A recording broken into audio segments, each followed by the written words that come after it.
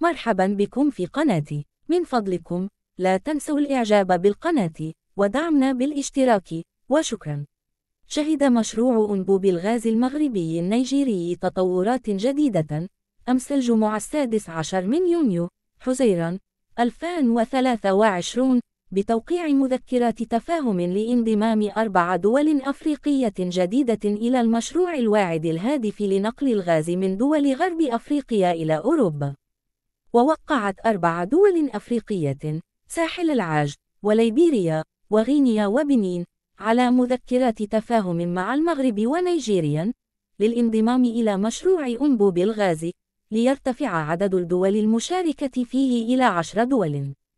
ومن المقرر أن ينطلق أنبوب الغاز المغربي النيجيري من أبوجا وينتهي في الرباط، ويمر عبر 11 دولة وهي بنين وتوغو وغانا وساحل العاج وليبيريا وسيراليون وغينيا بيساو وغامبيا والسنغال وموريتانيا، إذ يهدف إلى نقل ما يقرب من 3 مليارات قدم مكعبة من الغاز يومياً، 0.084 مليار متر مكعب يومياً أو قرابة 30 مليار متر مكعب سنوياً، على طول ساحل غرب أفريقيا وصولاً إلى المغرب ومنه إلى أوروبا.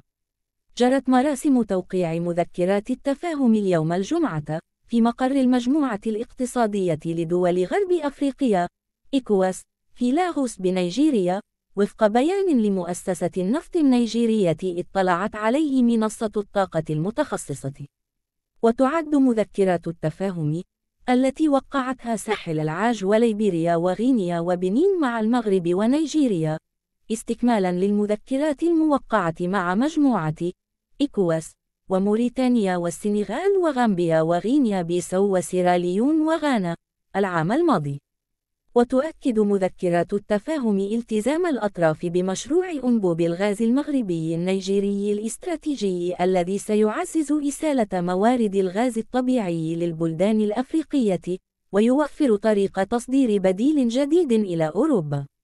وجرى التوقيع على المذكرات الجديدة على هامش اجتماع اللجنة التوجيهية لمشروع خط أنابيب الغاز بين المغرب ونيجيريا، الذي حضره ممثلون عن المجموعة الاقتصادية إيكواس وجميع الدول المعنية.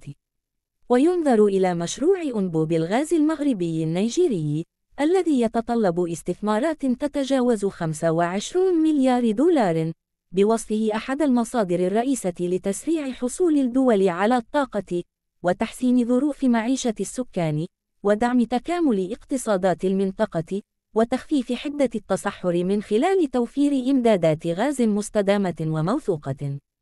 ومن المقرر أن يبلغ طول خط أنابيب الغاز النيجيري المغربي أكثر من 5600 كيلومتر، ليكون أكبر خط أنابيب بحري في العالم بمجرد اكتماله. وسيكون المشروع امتداداً لخط أنابيب الغاز الحالي في غرب أفريقيا الذي يمتد من نيجيريا إلى بنين وتوغو وغانا، قبل ربطه بالمغرب ليكون محوراً لعبور الغاز إلى أوروبا. ويبدأ خط أنابيب الغاز المغربي النيجيري من جزيرة براس في نيجيريا إلى بنين وتوغو وغانا وساحل العاج وليبيريا وسيراليون وغينيا بيساو وغامبيا والسنغال وموريتانيا، ثم إلى المغرب، أي أن الخط يمر عبر 11 دولة بين نيجيريا والمغرب. من أجل تنمية أفريقيا، قال رئيس مؤسسة النفط النيجيرية ميلي كياري إن المشروع يمثل فرصة لاستغلال الموارد الهيدروكربونية الوفيرة في نيجيريا ودعم الوصول إلى الطاقة لرفع النمو الاقتصادي والتصنيع، وبالتالي خلق فرص العمل في جميع أنحاء القارة وخارجها.